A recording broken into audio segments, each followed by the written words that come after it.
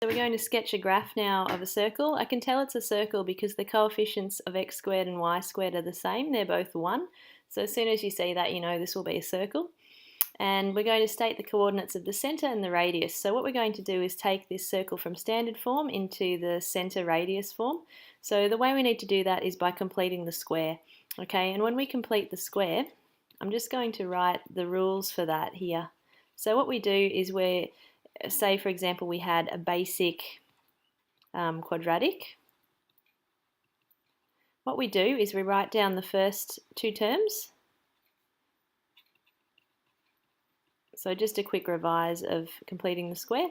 What we then do is we take the middle term, which here is the 2x, just take the coefficient. What we do is we're going to take that term and halve it, so that would be 1. We're going to square it.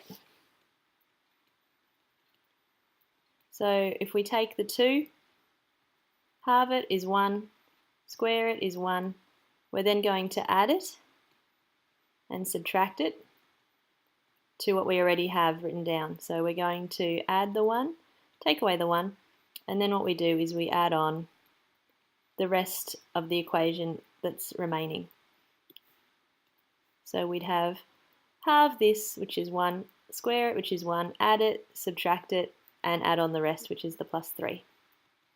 Now what will happen when we complete the square is that always the first 3 terms always form a perfect square. So that's something where you've got a term which is squared, so x plus a squared.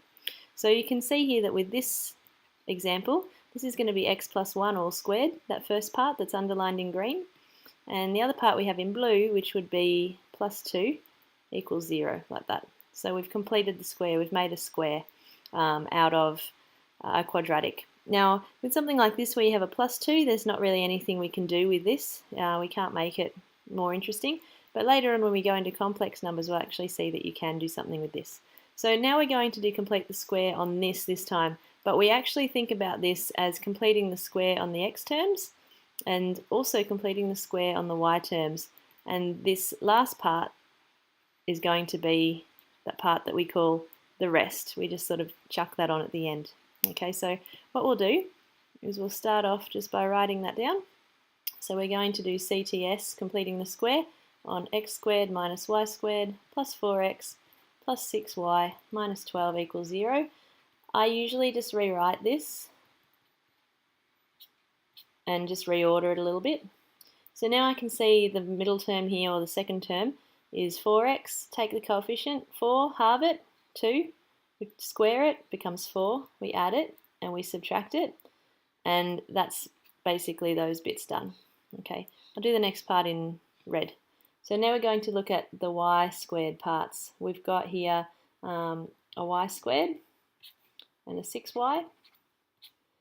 Take the coefficient, halve it, which is 3, square it, which is 9, add it, subtract it, and then we're going to, in purple, add on the rest.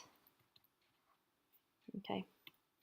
Now this one's a little bit tricky because it does have a, there should be a plus there, excuse me. Okay, so what we're going to do now, it's a bit tricky because we have two perfect squares to look at. So the first perfect square, you've got x squared plus 4x plus 4. That's going to be x plus 2 all squared. And then we've got this other extra part.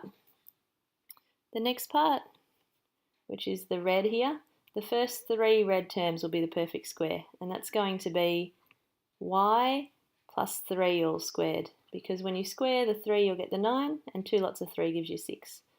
And you've got this negative 9, the extra part. And then you've got the rest of it, minus 12 equals 0. So now that you've got that, we can combine the constants now. So we've got x plus 2 squared plus, I'm just going to move this y plus 3 squared part over.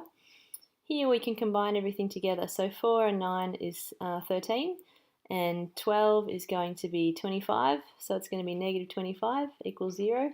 And of course, to make it look like something that we recognise, which is the circle, we want to have that squared term over on the right hand side. So you can see now that you've got this in the center radius form. You've taken it from the standard form, which is where we started up here, and you can see automatically that our center, remember this is the radius squared and this is where our center is going to be translated. The center is going to be at -2, -3, opposites, remember, of these signs, and the radius for this particular circle is going to be the square root of 25, which is 5. So we've found the coordinates of the center and the radius for a circle from standard form by completing the square on both the x and y parts, and then just combining the extra bits, the extra constants together to get the radius squared term on the right hand side.